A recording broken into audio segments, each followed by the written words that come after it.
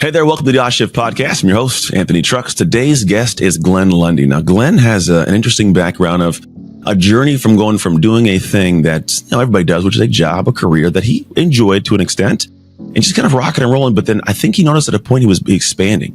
I think we all have those feelings of expansion, but he leaned into it, as opposed to letting this feeling kind of subside and kind of going off in the ethers of living a life that he knew wasn't going to be the biggest life he could live. He decided to make a change. The change he made allowed him to build up to a whole new level of having, 7-figure businesses, 8 children, an amazing marriage, all these kind of cool things. But it's not really all the stuff he accomplished that's the most amazing. It's the mind behind it.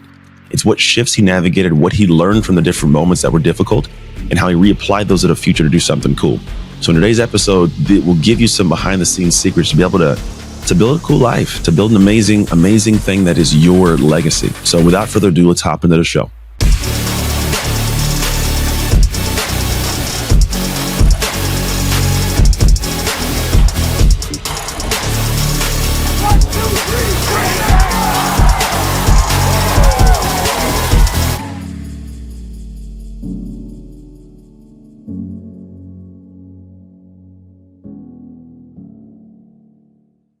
Hello, world. Welcome back to the Shift Podcast. We have another amazing guest because we do that. It's kind of a cool thing where we get some great human beings with great experience of life to come and share their thoughts and ideas. Today we have Glen Lundy. How you doing, Glen?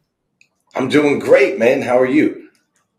I'm doing very well. No complaints. My son, he's coming home from college on Wednesday, so it's like my wife said, like, get the house ready kind of mode, which is cool. I don't know. He's a kid. I don't know why we're like, he's not like some random person. So we got that going on. Holidays are creeping up. So I'm good, man. It's a great week so far. That's great, man. Your son's coming home from college. I thought you were running in college, man. You look like you could still run around the track. Well, my wife and I actually do. As a matter of fact, so he gets here Wednesday. My wife, my daughter, who's 14, and her twin brother. Actually, no, I think just her and I think 3 of us. We're going to Spokane, Washington. I think it is. They have an indoor track. My wife runs Masters track, so she's like looping me in, which I enjoy. So I'm going to go run a 60-meter indoor up in Spokane, Washington this weekend. So I still got to run. My back hurts a lot more though. Football took some years off. 60 meters. So how fast are you going to get around? So I have no idea. It's a straight shot though. So I did the straight shot. Yeah. I did a 600. Like I'm creeping into the one. I think the 2s. My son runs track at the University of Oregon. He's a duck, and he runs the 110 hurdles. He's kind of dabbling in the 400 hurdles also. But yeah, track's kind of the thing besides football that our family does. So I still go out there and run around. I'm just definitely not the same athlete I used to be when I played. But it's fun. So 60 meters. So that's what, about 6 seconds for you? Oh, man, I hope not. I hope it's faster than that. No, I think slower than that. I don't know how it works. Here's the thing. I'm just going to go out there and run. I think it's going to be 6 seconds is not something I could do. I think like you get like your 5 and 6 is for like Olympians. I'm probably like 8-ish, 8, okay. 9. All right. So at the current moment, I can run, I think, like a 12-100. And I got to keep in mind, I'm 230 pounds, man. I'm not a track athlete. I'm just out there running with some spikes on, looking all hefty. But it's interesting. There's something fun about still competing. Like I like it gets the juices flowing, gets my mind back in that space, gives me a reason to train. So I appreciate it. But thank you, man, for the love. I still am trying to stay young so my kids have somebody they can look up to and be like, I want to be like Dan. Buddy, I'm with you on that, man. I got 8 babies. 8? Yeah, I got 8 kids. My oldest is 24. Then there's a 10-year gap. And so the next oldest in my house, she's 14. And then it goes down from there. So I've got a 3-year-old also, and everything in between. So I'm with you. I'm trying to find ways to prolong this ability to play, right? Yeah. All these kids deserve a parent that can run with them. So I'm with you. Oh, I agree, man. That's almost triple the amount of humans I have. That's crazy.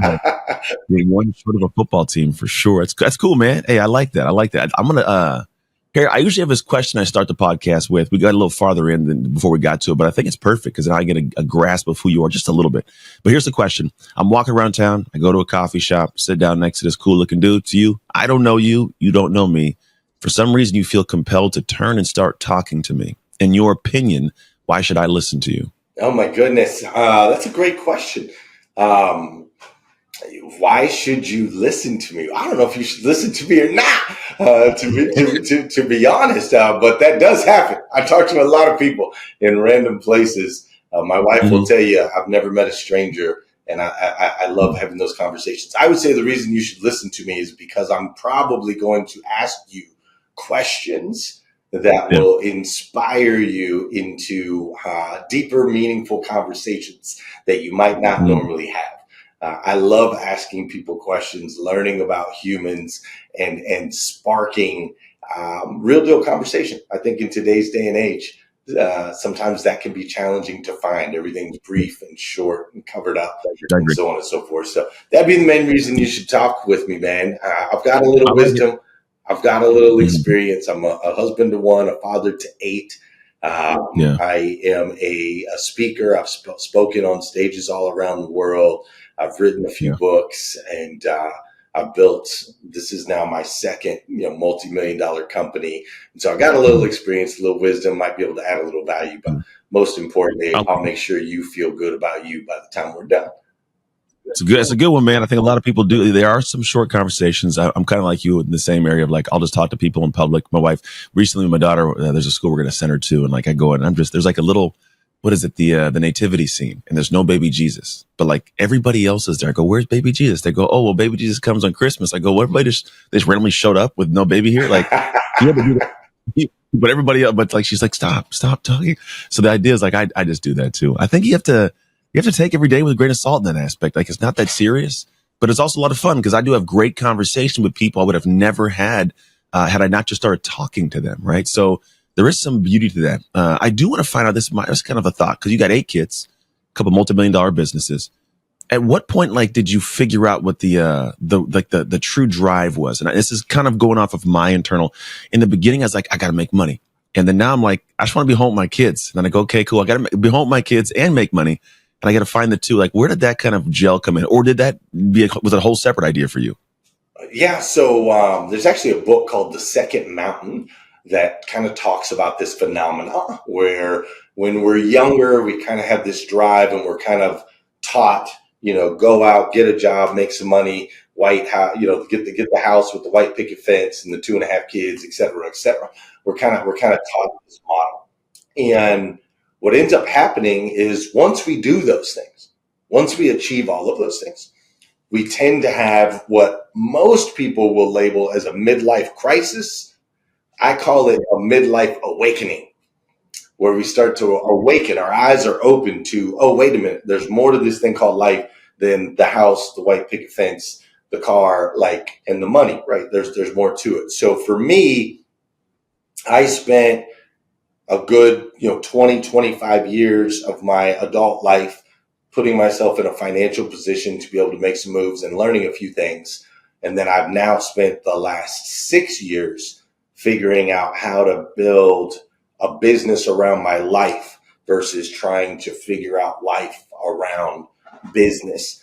And so I made that shift 6 years ago, started working for myself versus working for somebody else, and really making sure to invest time instead of spend time. So Anthony, one thing you'll learn about me is I'm really into the power of words in the English language and the energy behind that. And so it was funny. I was in a conversation with a guy, and he was talking about how he invests in the stock market, how he invests in himself, how he invests in books and seminars and conferences and all of these things. And he always expects a return from all those investments. But then the same guy would tell me he spends time with his kids. He spends time with his wife. He spends time watching TV or on social media. And I'm like, wait a minute, spend is a deficit. If I spend $5, I got $5 less. If I invest $5, I expect to get more. So in my life, I got rid of the word spend. I no longer spend time with anybody or doing anything. It's always an investment with an expectation of a return. And once I made that shift, I found that you can invest into your relationships, invest into your kids, invest into your business, invest into your fitness, invest into your faith, invest into your education, invest into your mental health. You can invest in all those areas because they don't take equal investments to get a return. And that was the game changer for me. I like that, man. What was the catalyst to all this? Like, it's not always these moments that are like great and joyous. Oftentimes it's like a headache or something goes wrong. Was there something like that was a moment that goes, I got to wake up to this? It was interesting. It was actually, I was at the top of my game in the automotive world. I had helped a company grow 800%. We became the second largest used car franchise dealership in the United States of America. Everything was great. Like literally everything was great. We were killing it, breaking all-time records. I was the general manager of the store, making incredible money. Life was incredible. I took a week off. It was the first time in 8 years I'd taken any time off. And I took a week off, and I had an event called Hustle and Grind Con in Orlando where I spoke on stage and shared the stage with Eric Thomas, E.T., the hip hop preacher. And and Eric said, he was on the stage and he said, you think you're doing something because you're putting food on the table? You think you're doing something because you're paying your bills? That's what you're supposed to do. You ain't doing something till you can feed 100 families, put food on 100 families' tables, right? And I was just sitting there like, oh, yeah, he's talking to me right now because I'm doing something, but I'm not feeding 100 families. So I spoke on stage with him. Then I came home and spent 3 days with my wife and my kids, which I hadn't done 3 days straight in forever. And I found so much joy in that. And then I went to a men's Christian leadership conference the following weekend. And at that conference, dude was on stage and he was talking about Jesus. And he said, Jesus wasn't some passive guy like this flannel graph Jesus. Jesus was a guy who went out and faced whatever he had to face in order to deliver a message of hope and to make an impact in other people's lives. It wasn't passive. It was active, right? And so combination of all those things, I came back to work Monday, fired up. I was ready to take on the world. And I right after I did the morning meeting, the owner of the dealership, there's two owners, one that was my best friend, one that I worked with. The guy that I worked with pulled me into his office and he says these words to me. He says, Glenn, I don't like you. That's what he said. Now, what he really meant, he's bad with words. What he meant is he didn't like that I was getting a lot of attention on social media. He didn't like that a lot of people were associating the success of the dealership with me. He didn't like that he was in church on Sunday and people were saying, this Glenn guy's doing a great job. He didn't like that I'd just taken 10 days off. He didn't like that I was speaking on stages. He didn't like that I had a morning show. Like I knew what he meant, but what he said was, I don't like you. And he didn't like Anthony, as soon as those words came out, it was like the weirdest thing, man. His voice kind of went Charlie Brown, just wah, wah, wah, wah, wah. And I don't know what he was saying anymore, but he kept talking. And in my head, like everything slowed down. And I'm a spiritual person. I have conversations with God. And God said to me, Glenn, you have two choices. You can stay right here for the next 10 years and everything will be amazing. You'll have everything you need. Your kids, your family will never go without. You'll continue to crush it. You can do that. Or follow me and let's see how far we can go. And in that moment, I thought I was going to work for this company the rest of my life. And in that moment, I quit my job. My wife was 9.5 months pregnant with our 7th child. I quit my job, no plan, no strategy, no idea. Went home, scared to death to tell my wife what just happened. And I walked in the door. I told her what happened. And she smiled ear to ear, bro. Biggest smile I'd ever seen on her face. And that's when I knew we had made the right decision. My wife then informed me that she had been carrying, like my wife never complained about me working too much. She never... Like never once. She was always supportive. So in that moment, she told me she'd been carrying a lot of weight, carrying these kids and basically doing it on her own because I was working 12, 14 hours a day. And so we committed together that we were going to build something where we were going to prioritize our life and our family first and build something from there. So that was kind of the moment, man. I cashed out on top. There you go. It's good, man. I didn't have that smooth of experience. Like I lost my career in NFL and had to come home. And so for me, it was like the whole thing, like we got divorced for a lot of years. And it was mostly because I tried to rebuild, this name of Anthony through this gym business. And I was there all day long and we had twins and newborns and our marriage fell apart. We got remarried 3 years later. We're now 8 years deep in a remarriage. And it's an amazing, beautiful thing. But I think there is moments in time where you have to take that leap and go do your own thing. What was the I mean, what was the feeling at that point? Because while your wife's like, awesome, I got my husband back a little bit more, there's still the reality of, I don't have a job. Like, what were the things your brain clicked into? Because at this point, I grasp you're around some amazing minds who are putting great statements. You're already speaking. So I'm sure it's like a path of what's possible, right? But you still have to make a choice. What was like kind of the next stages of your choice to lean into what you're doing now? Yeah. So we spent the next year completely like lost, just chasing dollars. Basically, I'm like, yeah, hey, will you'll pay me how much to come speak over there? Yeah, I'm down. I'll run over there. Or we put together this planner, this morning 5 planner, because I'm a big component of morning routines, and I had a morning show that I've been doing on social media, and so we put together a planner, and we sold a couple thousand planners, like literally anything that we could do to just put a few dollars in the account while we were trying to figure it out. And I did that for a full year. And in that process, I started to notice that there were some deficiencies in my industry, the auto industry, when it came to once you reach a certain level, whether you're an owner of a dealership or a general manager of a dealership, there's very little training or mentorship at that level. There's lots of sales training, sales manager training, finance manager training. All that exists, but there's really nothing at the top, because most people that reach owner or GM level, they don't ever go out and teach anybody else how to do it. They go buy their own dealership. Go buy your own store. You know how to run a store, go buy your own store. And so that's always been the trend. And so I am one of a very, very, I'm the only one I know. There may be a small handful of people that have actually ran a dealership successfully and now teach people how to do it. So once I saw that, that blue ocean, I thought, okay, we really need to lean into this. And so I started with just doing workshops and webinars and so on and so forth. And then I learned some strategies around monthly recurring income and the importance of monthly recurring revenue. And so now we built this 800% elite automotive club, and I help owners of car dealerships all over the United States and Canada. They pay a monthly membership fee. We partner up and we help them scale. So yeah, it was just kind of a journey of trying to figure stuff out, man. I like that, man, because I think that's the thing that nobody actually pays attention to. And I don't say nobody. I think very few.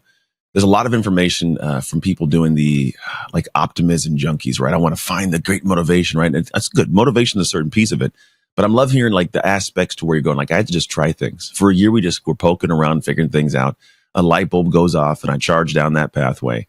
And I think that's what people need to hear. Like that's the thing that's the true part of it, is you just try a bunch of different stuff. It's everybody wants this shortcut and they expect it to be as quick as it's like, it wasn't as quick. You just know of me now, right? It was a journey to get here. And again, if people hear that, I don't know if they lean into it. So what do you tell the person who's sitting there going, gosh, Glenn, I'm feeling the same way. I'm in this career where like, I'm good. I could be doing my thing for a while. I'm safe, but I'm not alive. What do you say to them? Because I don't know if it's always, in my opinion, the right idea to go, start your own business. I don't think everyone's cut out for it. But what would give somebody an inkling going like, hey, I can possibly do it? What would you tell that person's heart? Yeah, so I would tell you to take a real good look in the mirror and a real good look at the opportunity that you're in and ask yourself, have I maxed out this opportunity? So a lot of times people will message me. They're like, dude, I want to quit my job and go be an entrepreneur. I want to quit this, or I'm not happy here, or blah, blah, blah, blah. And I'm like, okay, great. Have you maxed out that opportunity? Well, what does that mean? Have I maxed out that opportunity?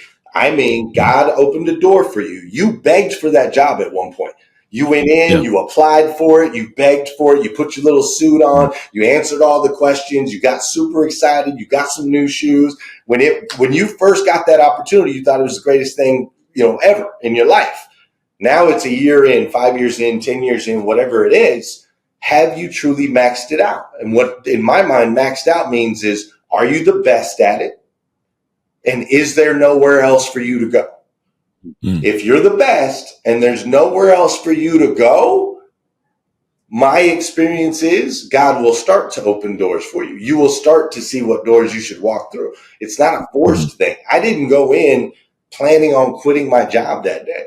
I went in planning on being the best. I was the best, and I was going to continue to be the best. Door opens, right? Yeah. Not to get too, I read a lot. The best selling book of all time is the Bible. I mean, let's just put it out there. Hey, so I read a lot. No man of faith. Good. You're in good company. We're good. Well, there's the parable of the talents in the Bible, and it says that God gave 3 different people different gifts, right? We gave one talent, one another 5 talents, and another 10 talents. And he said, go out and multiply this. I'm giving you this, go out and multiply it. And one of them doesn't. It just buries the opportunity because it's scared. The other 2 go out and multiply the opportunity. And then when they come back, God says, since you took the opportunity I gave you and multiplied it, now I'll give you more. Yeah. And the one that buried it, he says, bro, I'm just going to take that opportunity I gave you and give it to somebody else.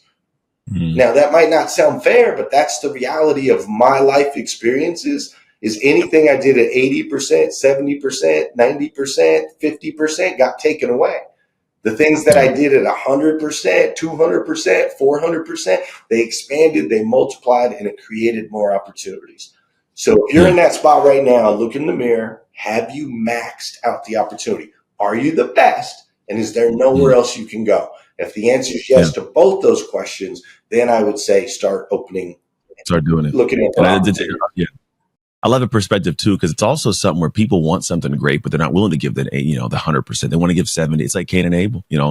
Cain wants to give a little bit. I want to give as much as I want to give, and God says, "Don't give me all." Right? And Abel does, and he gets I love it. He gets all the appreciation, but Cain wants what Abel has, and he figures if I just get rid of Cain, I'll get the same love. It's like, no, man, you got to give it all to get all. That's it. And people do it.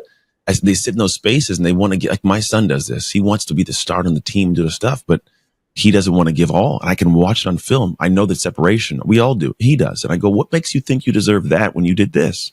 And so the reality of, I think society, unfortunately, nowadays is they want to have all these things with the least amount of effort given. And I think there's one, you don't deserve it. 2, you miss out on the real goal, which is like the sense of self at a higher elevated stuff like confidence and pride and self-esteem that comes with doing the hard thing and feeling great, because that'll actually give you the confidence to pursue the next thing, to invest more energy in the next thing. So there's a faith to it, we'll call it. What about the person who hasn't given it all? Like maybe they haven't reached the peak, we'll call it, maybe not give it all, but hasn't actually maxed out the opportunity, but they go, I don't know if this current opportunity is for me. Because I know there's some people that will go into something and they're doing it and they go, I just don't love this. And I don't know if it's either an excuse or they just don't really push them, but they want to jump to the next one already. I have a thought on this, but I want to know your thoughts on this. They don't love it because they're not winning at it. That's a good one. That's why they don't love it. Like if you're like, I don't love my job right now, it's because you're not winning, dude. Everybody loves winning, right? Yeah. To that person, I would say, let's look at this from a different angle. It's not the job that's the problem. It's never the job. I know janitors that love their job. They love it, right? Why? Because they're winning at it. They're building relationships with the other people in the office. They feel like they're serving at a certain level, right? It's not about a financial gain for them. It's joy and purpose and pride in mopping those tiles and mopping those floors. So there's no one size fits all response. It's the person behind the position. So if you're currently like, I hate it, it's because you're not winning at it. That's the only thing I can say. So find a way to win at it. Then you can truly discover if this is for you. I like that. I think that actually piggybacks on my perspective is I always look at these moments of life of us doing things and realizing that sometimes you're not supposed to love the thing, but you're supposed to love what comes of doing the thing, right? It's the skill sets, the intangibles. And I think you're leading into the same thought, because in order to win at that thing, you have to give more than you want to give. I tell I just had this football team. We finished the season. It's my son's probably my last year of coaching. And I said, there's a fun line. They go, what's the fun line? I go, on this side of the line, it's a lot of fun. Football's fun. You get coached, you make plays, hurrah, everybody celebrates you. Well done, right? On the other side of the line, you get yelled at. You're always on the sideline. If you do get in, you get out quick. You're not, it always just sucks. And I go, there's some kids are going to have fun in football and some that are not. The only separation is the kids on the fun line got to the exact same line that the kids on the other side got to, but they gave what they were not initially willing to give. They weren't initially willing to give the extra push to hear that thing or get the coaching, but they listened to it and they took the coaching, and then they gave me more. They need more energy, more effort, more, even if it's fake emo, they showed up. They gave heard somebody one time saying, faking bravery is still bravery. Right. So it's like even faking it, but they gave me what they didn't want to give me and they got more than they thought they were going to get. And that's what you have to be able to do in life. And I think as much as an athletic mentality, life can be really fun, man. It can be amazing, but you got to give what you're not willing to give to get what everybody else doesn't have. And things align people don't actually grasp often. I wish they did more. And I don't know, maybe you've experienced some of the same things. I'm with you, man. And winning is so fleeting, right? It's so fleeting. And I can understand, like, I can completely understand why a lot of people don't want to do what it takes to win, because it's fleeting, right? NFL, you mentioned NFL, right? NFL. So you train, you work hard, you take care of your body, you do the 2-a-days, you take the poundings and the beatings and the ice baths and all of those things, right? You do that all season long. You and 32 other 52-man rosters. And only one of them gets the win at the end. Only one of them gets the ring, right? So winning doesn't care. Winning's not fair. It doesn't plan on being fair. It's fleeting. And even those that get the win, when you're truly a competitor, right? What did Jordan say as soon as he got the ring, right? Next. The most important one is the next one. Let's go, next one. So it's these fleeting moments. So I get why a lot of people don't want to get after it. I get why a lot of people say, well, I'm not willing to trade the 99% of relentless hard work and effort for the 1% of celebration. I get it. With that said, that's not how I'm built, bro. That's not how I'm built. I got to have the W. I need them. Even if the W's come, even if they're far and few between, and I gotta, blood, sweat, and tears. And I get that everybody's different. My guess is you're built like I'm built. The W is everything. Winning is everything. Yeah, you got. I watched that little clip that came out recently in social media. It's just this guy sitting with a bunch of little like youth baseball players. He goes, it's all about where you win. If your dad said it's okay to play the game, your dad, he's a loser. That's right. Hey, he told him the truth and I think that there's like this thing like being a loser is like the end of no, it's everybody, even winners lose, right? But it's, am I a loser or did I lose? And there's a separation. I think if you don't aspire to be a winner, inspire to get the W, then I think you are robbing the world of the gift of you. That's right. I think you're shortchanging what could be done. There's so many like little nuances of my life I see every single day, and I see it in my kids, and I see other people. I see it myself at times. I'm not a perfect human. I mess up, and I'm like, I don't feel like doing that today, and then I catches up 2-3 days later. I'm like, okay, I know why I do, But the reality is there is got to be a mentality of like, I'm going to win, and I think the winning portion isn't just to win, because I was a head coach of this football team. The goal that I told them, my goal is not to win the wrong way, but it is to win. I'm not going to win by berating your kids and being disrespectful. Like I'm not going to win at all costs, right? But I'm going to maximize every opportunity to win by having your kids get to the level of toughness and standard and what it takes to win. And then what happens is they learn that they'll win beyond the game of football. They'll win at school. They'll win in their relationships later. They'll win in their academic, everything. But that's a hard fought battle, because I do know there are a lot of people that are comfortable and will fight for their comfort. Do you run into people that will tell you like, hey, I want this, but then when they get shown what it takes, they battle back against you? all day, every day, Anthony. All day, every day. Let me tell you, I guess this was 17, 18 years ago. My grandfather passed away. My grandfather was one of the most important people in my life. He was married to my grandmother for 49 years, fought in 2 wars. Man wore a shirt and tie every day of his life. I never saw him not in a shirt and tie. He was just a phenomenal human. And when I got the call that he was getting ready to die, my mom said, he's got moments left to live. You need to get here as soon as you can. He'll probably be dead by the time you get here, but you need to come out. I was living in Kentucky. He was in Arizona. And so I flew. It took me a day and a half to get there, to get flights arranged and work and so on and so forth. And so I get there. My grandfather's still alive, right? He's still hanging on. And almost every family member is there except for my Aunt Julie. And so I go in and I see my grandfather. Now, my grandfather was 6'2", 230. He's a good sized guy. The man I see on the table is like 110 pounds. Like the skin's falling off him. It's translucent. His eyes are sunken. I did not recognize this guy on the table. He's got that gown on with the slit down the back, right? Like I just didn't recognize him. And so, but he was still alive, just barely. So then another day goes by while we're waiting on my Aunt Julie to show up. Aunt Julie shows up. We all get in a little semicircle around my grandfather. And my grandfather was a military guy. He used to like to tell dirty jokes. And so my grandfather says, he says, Everett's my stepdad. He says, Everett, come tell me my favorite joke, right? And so my stepdad walks over there, and he walks over and he leans in. I don't know what kind of podcast you have, so I don't know if we should share dirty jokes on here or not. But it's PG-12, PG-12. But my stepdad leans over. He says, Everett, or my stepdad is Everett. He leans over and he says, Al, which is my grandpa. He says, Al, what do you call Moby Dick's father? And my grandpa smiles real quick. He says, what, Everett? Everett says, Papa Boner. And we all chuckle, right? We all chuckle, and tears are pouring down our eyes, man. Tears are pouring down our eyes. Everybody's crying. And my grandpa, out of nowhere, he goes, bring me my wife. And my grandma, dude, she's like 4'10". She's tiny, right? Tiny little woman. She walks over, she climbs into the bed. My grandpa wraps his arms around her, and he passes away right there in that moment, bro. I share this with you, Anthony, because I learned two things in that experience.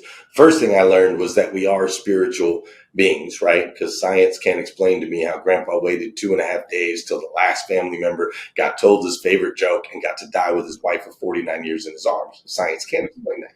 But the second thing that it taught me was that we are most comfortable in life right before death. Because there was a moment just before my grandpa died where all of a sudden he like filled back in. His eyes came back. His skin was strong. I recognized the man on the table.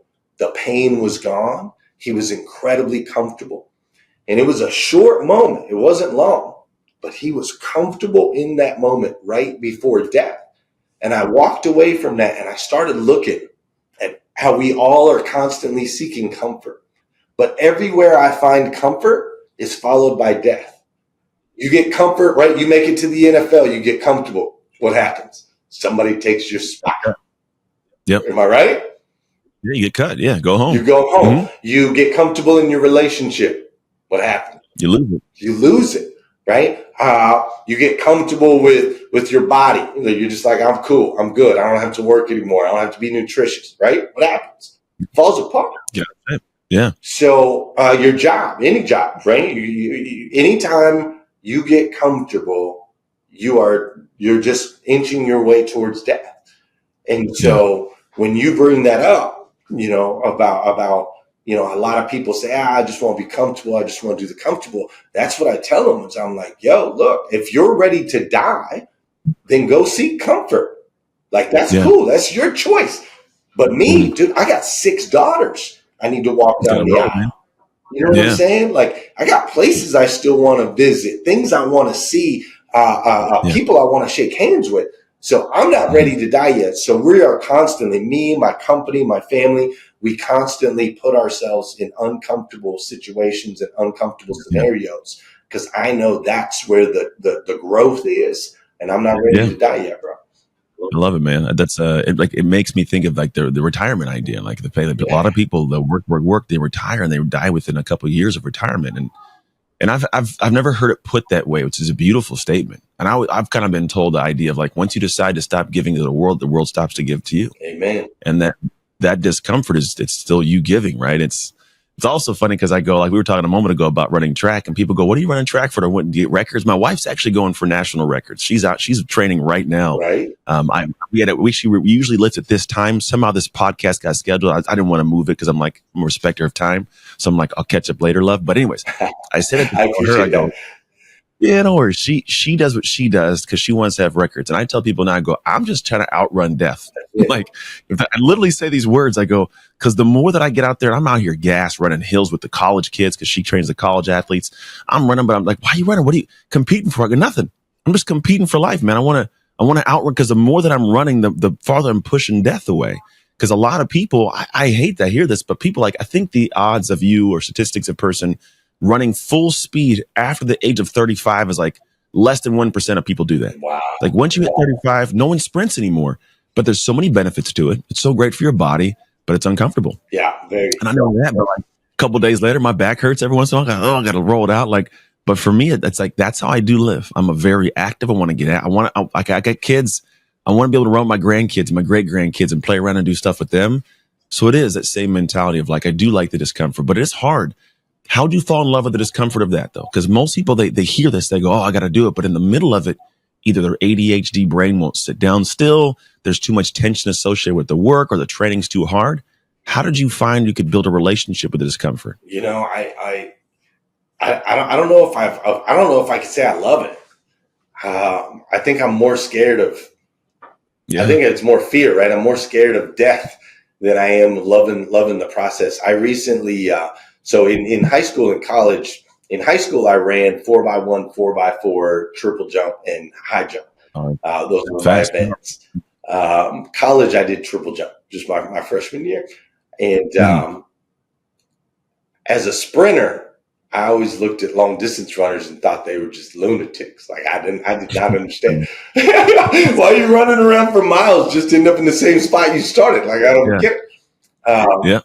But last year, I started to identify that was a belief that I had, right? And I'm really in the season of my life where I'm challenging, why do I believe the things that I believe? Are they serving me? Are these beliefs serving me?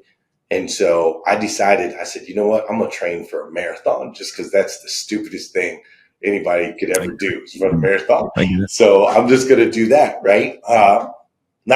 And I did. I trained for the marathon. I got all the way up to, I did 30 weeks of training, got up to 20 miles. I ran 20 miles.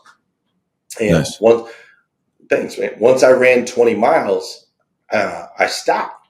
And I was supposed to run in the Boston Marathon. Some things kind of happened. And I said, well, I'm just not going to run the marathon. I don't need to run the marathon at this point. And a lot of people were like, what? You've done all this training, so on and so forth, and you're not gonna actually run the marathon? And I was like, dude, I don't need the ribbon on the wall. That's not why I did this.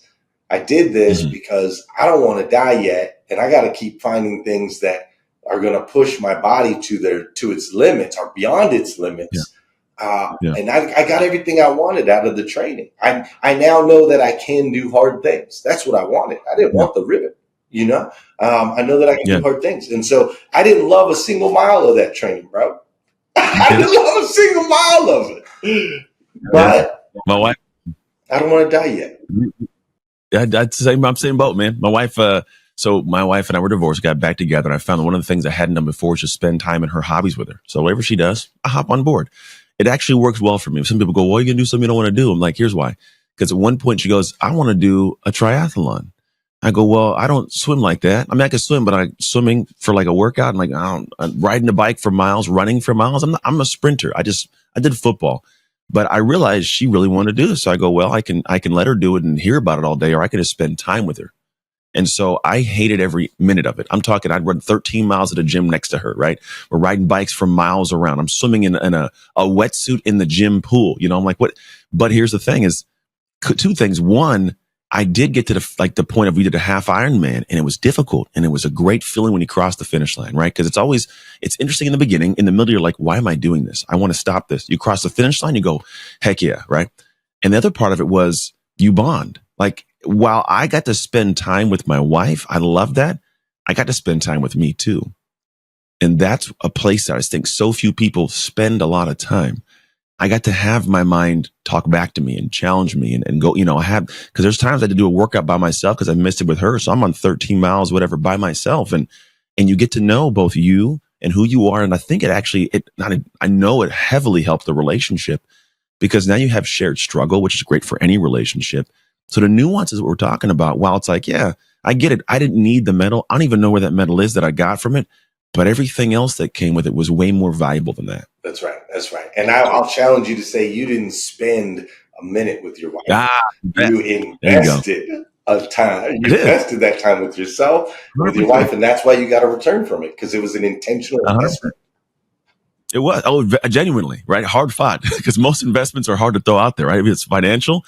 But yeah, the return was priceless. It's And when It, people are it like, has a, dude, you're doing something you don't want to do, you're like, no, I'm investing in my relationship. That's something I yeah, do want. Maybe I yeah, don't want to swim in a tank with a swimsuit, right? Or with a jump. I don't want to do that, but I yeah, do want to invest in my relationship. And sometimes that yeah. means I got to jump in a tank, in a wetsuit. Yeah, and to be honest, the return is usually better than what most people That's right. perceive. Like for me, they go, all the returns you're going to get in shape. I go, no, I have an amazing, strong marriage, and even beyond the strong, because like my life is weirdly anchored. But here's the other part of it: I grew up in foster care. I was given away at 3 years old, didn't have much, but like I now have kids that have an experience of childhood that is way different than mine. Like they get to see what a husband looks like to a wife and a wife to a husband. Right. How I appreciate, how I submit in areas and vice versa, right? Right. They get to see these aspects. They get to see what an argument looks like and how to handle that argument. They get to see two people doing something that they love to do that are completely different things and then support each other in those different. So like the return is tenfold what I could have imagined in me just working out. No Right. doubt. So I think that's what people don't see is the investment returns way beyond what you usually think it is.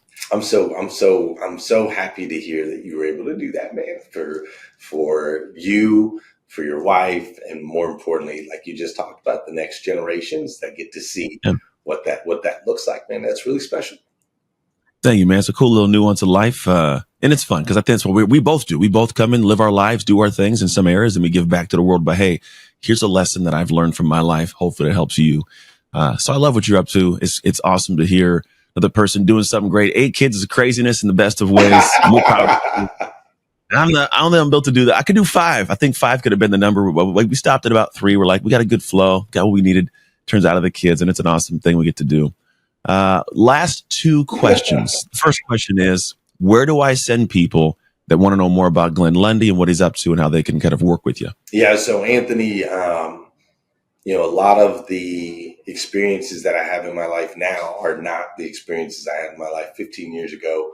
I spent a season of life homeless. I've been in and out of jail in my 20s. I was in and out of jail 17 different times. I used to not believe in anything outside of myself for the longest time. Yeah. So I've lived kind of 2 lives, and the second one, I like it a lot better. And a big part of that transition was I had a moment of deep depression, suicidal thoughts, attempted to take my own life. And on the other side of that, literally the very next day, I was introduced to some self-development. And within that, I started studying successful people, and I found that most successful humans have powerful morning routines that tap into mind, body, and spirit. Yeah. So I started to explore all these different facets and all these different ways, cold showers, Tony Robbins style, and all these different things. And some I liked and some I didn't, some worked and some didn't. But ultimately, I found 5 simple steps that transformed my life when I applied them each morning. They don't take long at all. And it was completely transformative for me. So then I started teaching it. I had 300 employees, started teaching that. And now, fast forward, I've now taught the morning five simple steps to an extraordinary life to hundreds of thousands, if not millions of people around the world. And so the best way for people to connect is if you go to themorning5.com, you can download my free ebook. There's an Audible version, take you less than an hour to read it. And it breaks down these 5 simple steps and also tells you a little bit more about my story. It's a great way for us to get to know each other. And then at that point, if you want to connect with me on Instagram or Facebook or any of those places, I always like to start with a give. So it's free. Go download it. Check it out. I like it, man. Beautiful. You guys go check that out. The links will be all inside of our fun areas or notes. Go check it out. Last question. Curious to see your answer, which is, I'm assuming it's going to be a good one. Here's the question. What promise did God make to the world when he created you? When God created me, the promise that he made to the world is that everyone would get a seat at the table. So my entire life has been bringing people together, equipping them with the tools they need to succeed, and inspiring them to be great.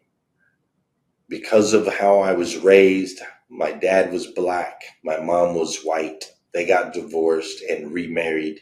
My mom, who is white, remarried a white dude. My dad, who is black, remarried a black woman. And then they moved into the same apartment complex 2 doors down from each other. My dad and his wife and her 4 kids were in apartment 30. And my mom and her husband and me and my sister were in apartment 28. Every stereotype you could think of, Anthony, existed in those 2 houses. Dad's house was the black house, collard greens, gospel music, sports on every TV. Like, that was Dad's house. And there was loud because it ended up being 8 of us in that 3-bedroom apartment when we were at Dad's. And Mom's house was the exact, Mom's house was rock and roll, country music, hanging out at the bowling alley, poker parties. Like, it was just wild. But growing up that way allowed me, I actually became a bit of a chameleon when I was young. So I had a lot of identity issues when I was young. But now I see the gift in it. So I have the ability to see through the eyes of a white person, a black person, and everything in between. I can see through the eyes of an inmate and a free man. I can see through the eyes of someone who's homeless and someone who's wealthy. I can see through the eyes of those that are depressed and those that are filled with joy. And God has given me that ability to bring people to the table, understanding that everyone gets a seat at the table, no matter where you're at. If you're close to me, we have opportunity to do something. Beautiful, man. I like it. It's a very well stated and well articulated response. It's appreciated. Like I knew you're gonna have a good one. And I get you there. I grew up in an all white family, so I was given away at 3. I brought into the family at 6, and that's still my family. Right, I'm the only black person besides now my sister's husband, which is my brother-in-law. But yeah, I have a very interesting. I think we have more to talk about at some point in time. I think we do.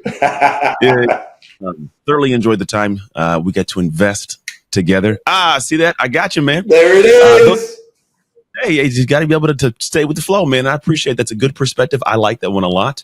Hope you guys liked it also. If you guys are floating the world in something, I think if it rang in your ears as unique and useful, apply it is the best way I can say it. Just go and take an action towards something. Even if it's simple, build into it. And if you know this podcast could help somebody else, something you heard, just click the little button and share it with them. You never know how that one little drop of a link can open somebody's mind and change their lives in ways that maybe you can't because you're too close. But outside of that, as always, make the most of your shift moments. You can make shift happen. It's Anthony Trucks and Glen Lundy signing off. Hey, thank you for tuning into the Shift podcast. I pray that we gave something amazing to your life. And if you found this episode served you in some way, I would love if you could share it with people you know, people you love, as well as your community, because you never know who needs that simple little seed that can grow into something amazing for their life. And the actual training doesn't stop here. If you want your free copy of the show notes sent to you after every episode so you can get the major points consolidated down, simply go to textanthony.com and message the word notes. Till next time, make shift happen.